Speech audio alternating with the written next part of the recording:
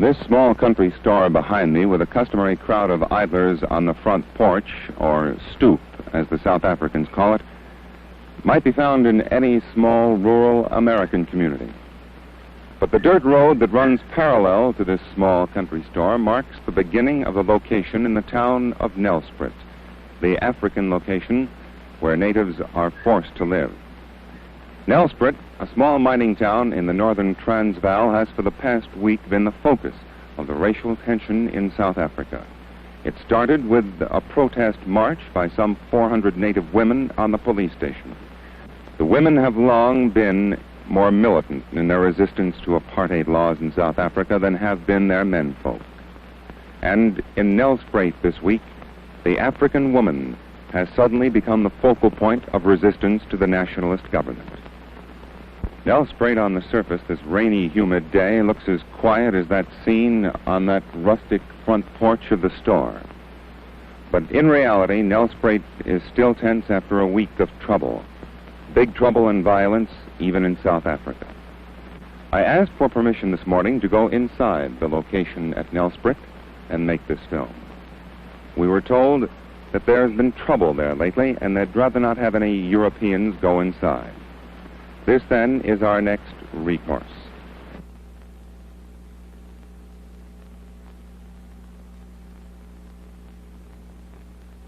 What is behind the firm, continued refusal of African women to accept passes? Well, the passes have been enforced in South Africa for a very long time amongst the men. And it has become very clear that the pass system in South Africa is the basis of forced and cheap labor. Now, to impose such a system on the African women is to create hardships. Firstly, African women will have to produce these passes on demand. If they fail to do so, they will be arrested in the streets, they will be stopped at stations, they will be stopped as they visit one another in the locations, and if they haven't got those passes, they will be immediately arrested and brought before the court. Now, African men who value their women just as any other people value their women, say what will happen to their children.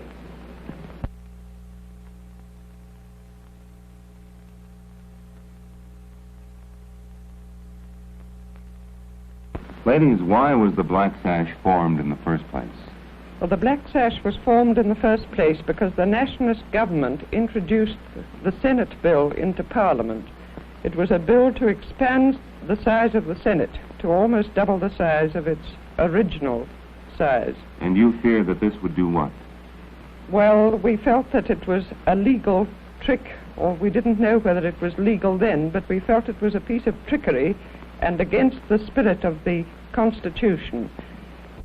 What has been the official government reaction to your protests of mourning?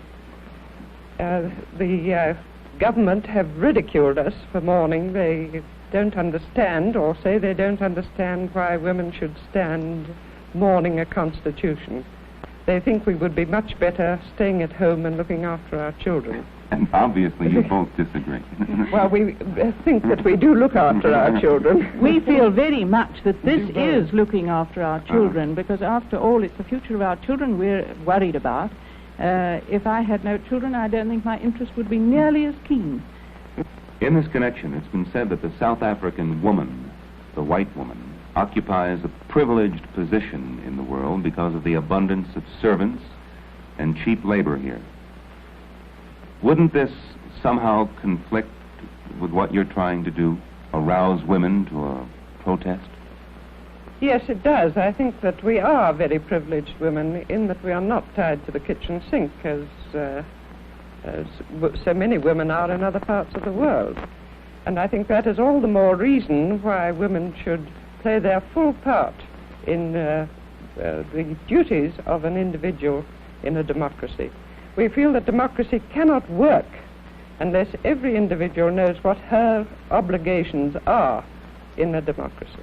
But I think you're putting the standard of morals very low if you reckon that we are going to go on supporting apartheid just in order to keep our servants. One final question. Being very realistic, how soon can you hope to take off that black sash? Well, I'm afraid not in our lifetime.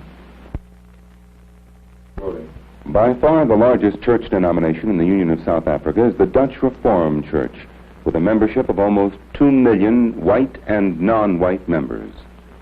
With us this morning is Dominee Adrian Berger, Secretary of the Federal Council of Dutch Reformed Churches and editor of Die Volkte, the Transvaal Church magazine. Dominee Berger, you believe in apartheid as a way of life? Yes, I do. Why? In South Africa. Why is that, sir? Because the race, which is in a lesser state of development, is by far in the majority here. And numerically, of course, they are much stronger. And because also I believe that it is according to God's will that the white race, which is in the majority in this country, should be preserved. And also everything we have done in the last 300 years and built up in the church and in the state should be preserved and not be swallowed up by an, I wouldn't say inferior race, because I don't believe it is an inferior race, but a lesser a race which is in a lesser state of development, that's all.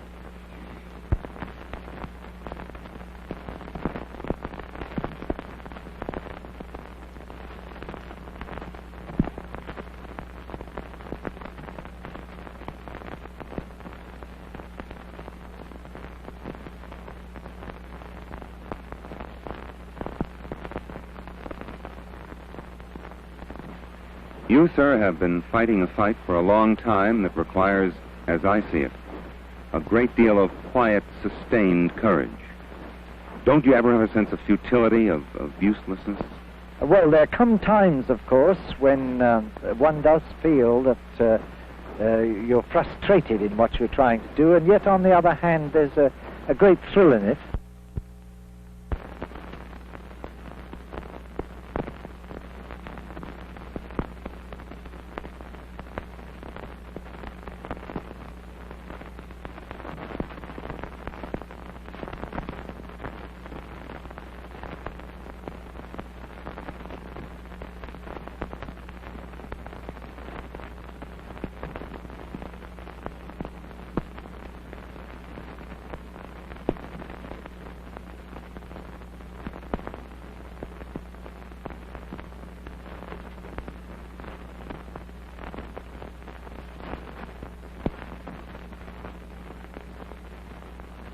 Perhaps you can answer this one question that's intrigued me for a long time.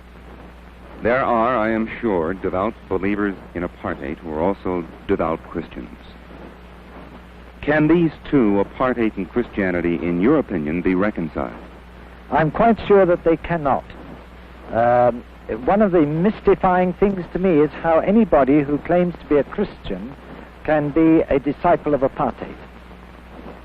Do you find any conflict between apartheid and Christianity? No, certainly not.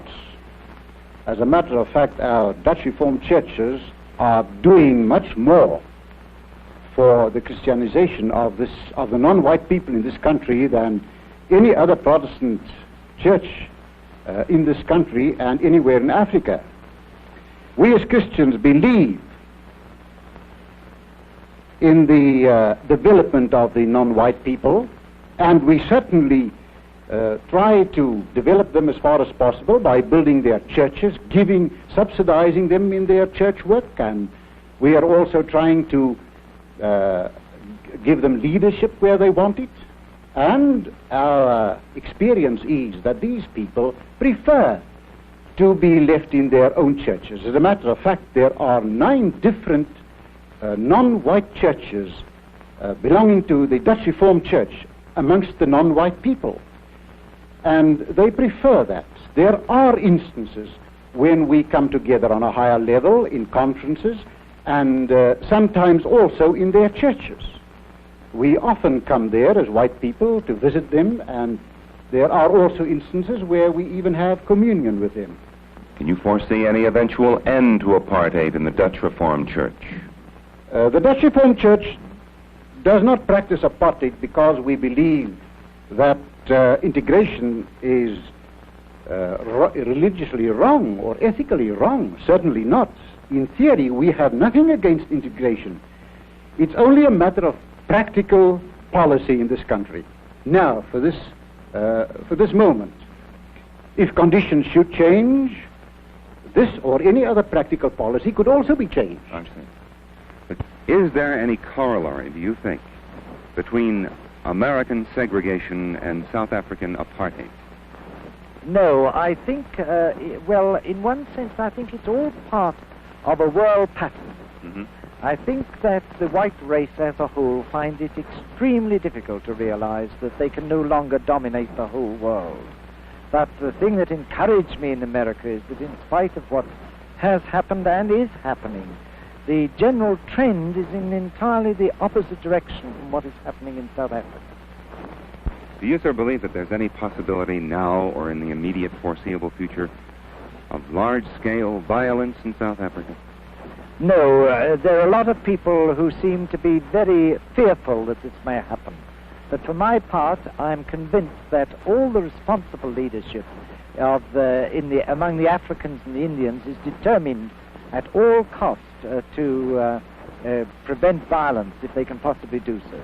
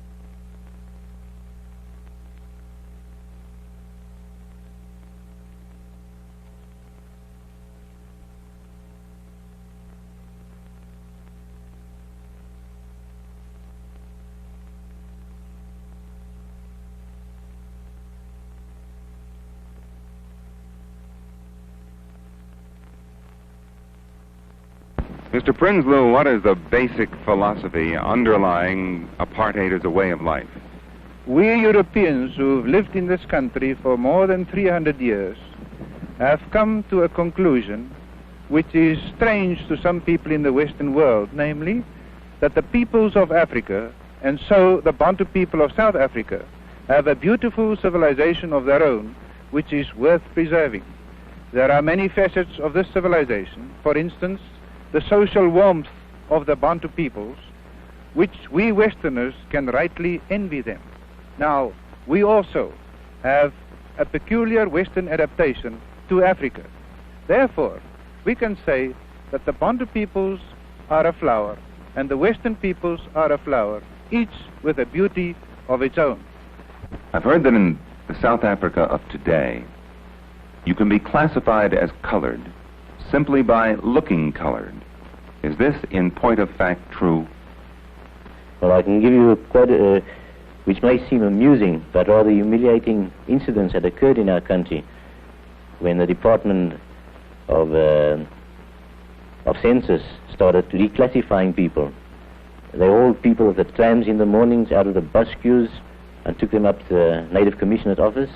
And some of the tests applied to tell a man that he was not colored was trying to pass a comb through his hair.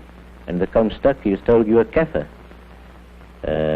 Other people whose noses were a bit flat were told, "You're not a colored." Mr. Prinsloo, as you are no doubt aware, most criticism of apartheid outside the Union is based largely on moral grounds. For example, the morality of separate residential areas in the cities of the Union, past laws, lack of voting rights, and so on. How would you reply to this? As far as residential areas are concerned, the practical situation is that until about 10 years ago, there were no residential areas for urban Bantu people.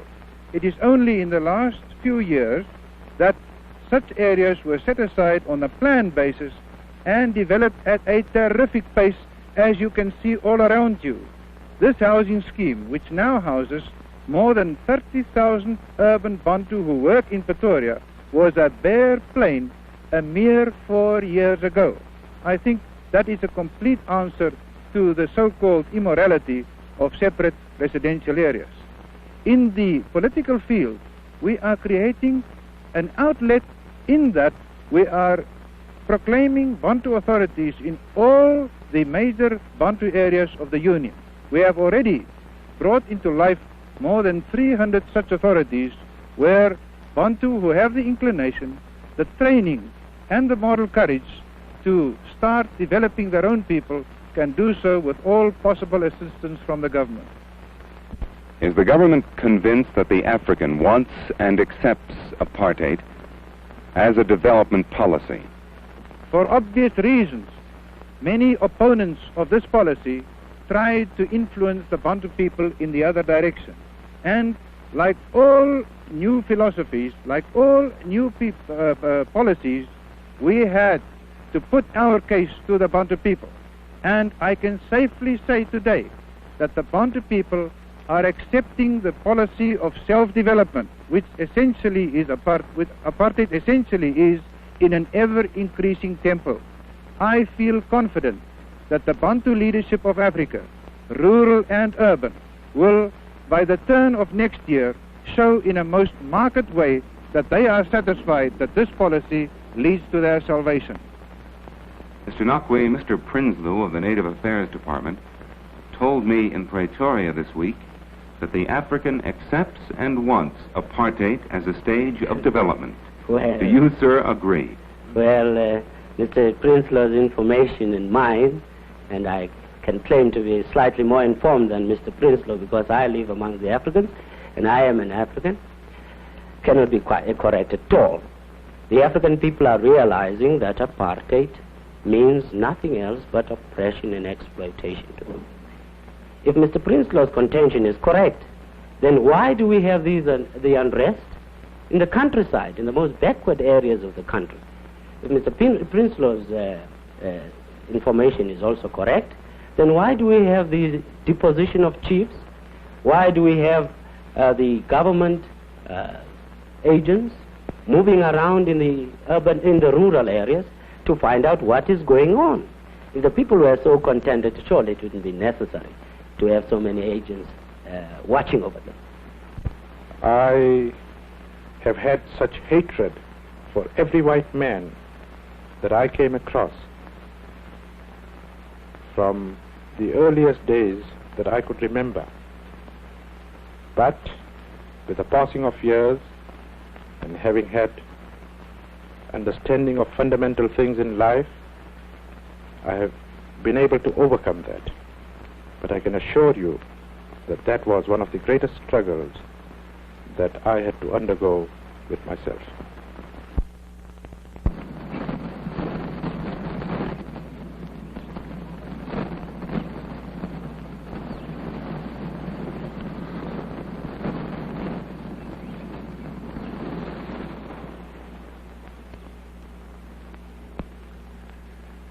Mr. Payton, it's a tall order and a big question, but if you can do it, how would you characterize the emotional climate of South Africa today? Well, I think probably it's hotter than it's been for a long time. In what way? In regard to its race problem? Yes, in regard to the relations between the groups, I suppose the relations between the English-speaking and the Afrikaans-speaking group are colder. Mm-hmm. In view of the daily indignities, humilities, and in some cases actual hardships, economic and otherwise, that the non-European is subjected to because of the apartheid laws, do you ever wonder at or puzzle that a non-European can ever be civil to a white? Oh, that thought often occurs to me, Mr. McCutcheon, because, you know, we have many non-European friends, and sometimes you do wonder how they can go on liking you, you know. Do you, Mr. Payton, fear in the foreseeable future any widespread violence in South Africa? Well, that's what everyone fears. It's not just me. It's not, I mean, whether you're a white nationalist or whether you're a black man or whether you're English-speaking, whether you're an Indian, I think all of us have that fear that violence one day will. There will be violence one day. Mr. Payton, I read a quote by you once, not so long ago, in which, if I can recall it, you said you might hesitate to rush forward to help an African injured on the street. Is that the essence of what you said? Do you recall it? Oh, yes. Yes, that was quoted in that book Drum by Anthony Sampson.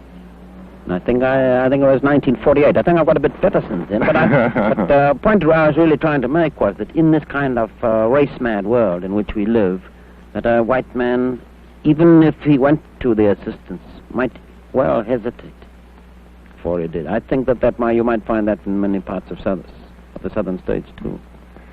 There's been much talk here, I understand, of passive resistance. As a matter of actual fact, however, can the African, the Indian, or the colored, in his present economic state, financially afford a long period of general strikes or passive resistance? I would imagine no. You know, you haven't got powerful trade unions here who have built up great funds. Mm-hmm. But nevertheless, I mean, there are significant things happening. You know, you've heard of the bus boycott. Yes, I have. Here in Johannesburg. There was an example where people, by their determination, forced not only the bus companies, but also the government to retreat. Mr. Payton, you love this country very much, despite what's been happening here for the past few years and what's happening here today. How does it make you feel when you are aware that your beloved country is the subject of so much worldwide condemnation? Well, you see, I have so many friends in other countries, Mr. McCutcheon, and I know that I'm not the subject of their condemnation, and I must say that makes it much easier for me to bear, you see. But I understand well the reasons for this condemnation, and much of it is justified. But it doesn't personally make me unhappy, except I would say this, that when I go overseas, I meet people who start condemning South Africa, that very often I find my blood beginning to get warmer, and I find myself defending it. Even defending the government, in fact. In what examples, for example? Well, I can give you one very good example. I remember sitting next to a fellow at dinner in San Francisco, and he said to me, this Dr. Milan of yours must be a very vicious old man. And I said to him, you know, that's not true. Actually, Dr. Milan is in his own particular white world, he's quite a nice old gentleman. But when he comes into the world of race, and when race morality becomes his supreme morality, which it is, that's what apartheid is, it's race morality, then he will take any step whatsoever to ensure the supremacy of his own people. In other words, Mr. McCutcheon, if you make your own survival your supreme moral value, then you're capable of almost anything, even though you're a nice old man. Mr. Payton, as magnificent as this country is physically, aren't there those who find it difficult, if not impossible, to continue living in this climate of fear? Oh, yes. Oh, yes. I know quite a number of people who have finally decided to leave the country. Perhaps for their own sakes, perhaps for the sake of their children. This question of apartheid has been placed, so far as the non-European is concerned, so purely on a question of color, that theoretically, if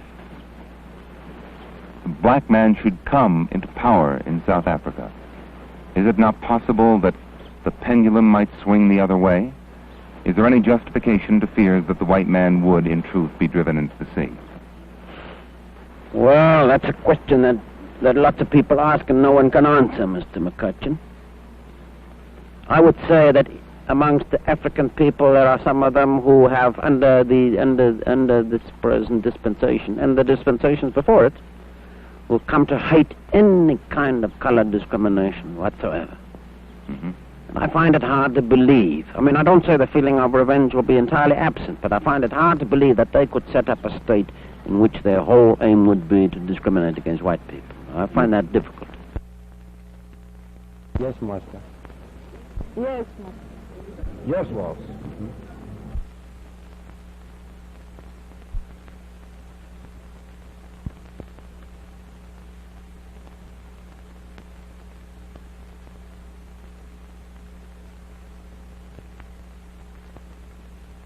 Ladies and gentlemen, you know that the series of talks that we have been giving here have been talks designed to describe to you how government works.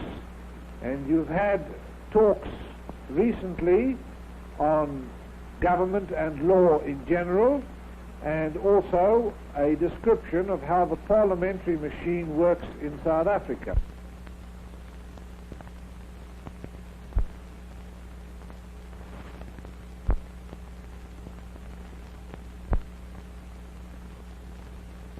Don't you think, Mr. Chairman, that the field of cultivating the mind of the European people is more work for the liberal to do there than to come and try to cultivate the mind of the African people, because I think we are capable of doing that on our own self without any advice from any angle whatsoever.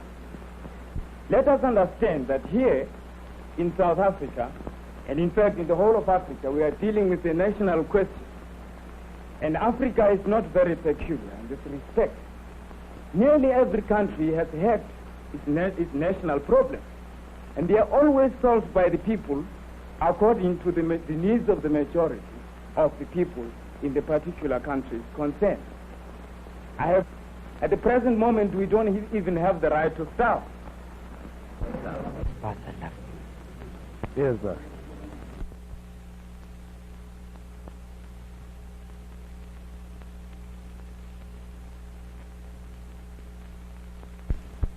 Mr. Brinslow, if we could define a term that's intrigued me since you started to use it. You have said repeatedly that the non-European is different from the European. Now, in your mind, is different synonymous with inferior?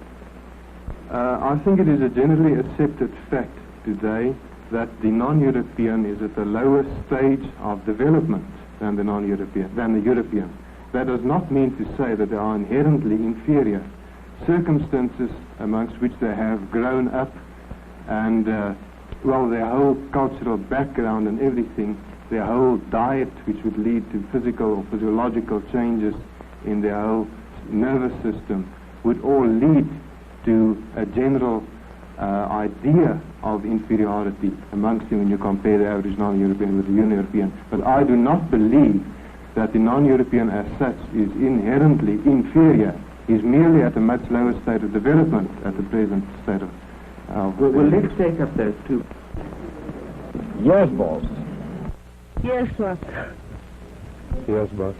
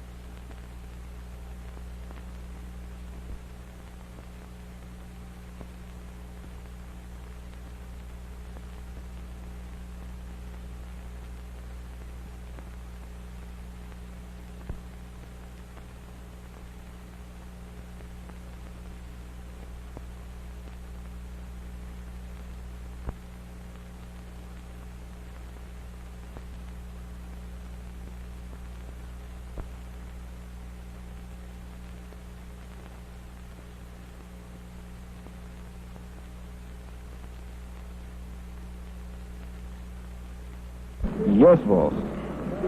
Yes, boss. Yes, boss.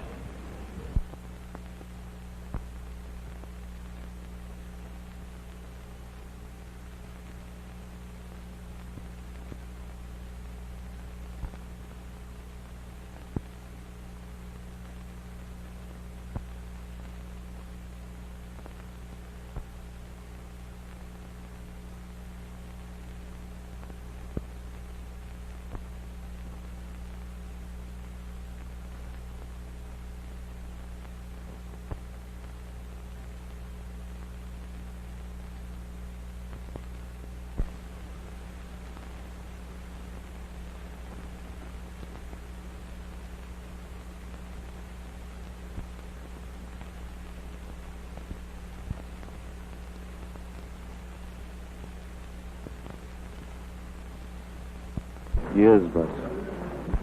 Boss. Yes, boss.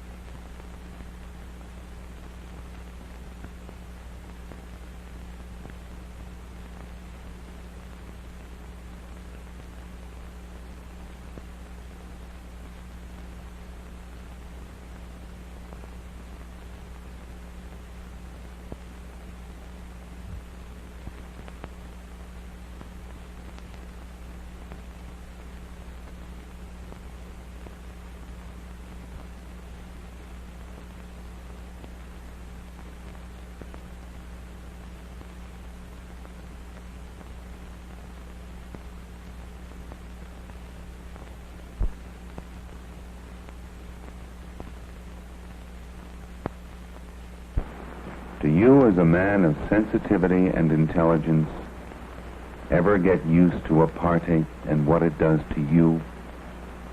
I'm afraid not, because it continuously affronts me. I'm forced to be indignant about it.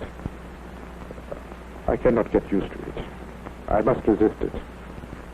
He's a back.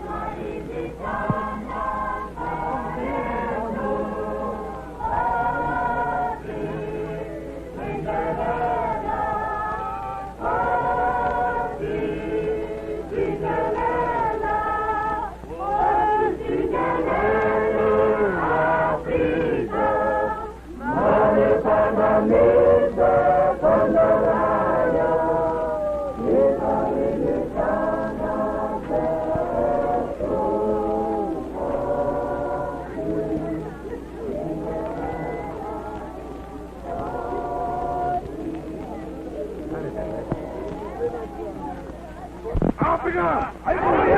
Africa! Africa!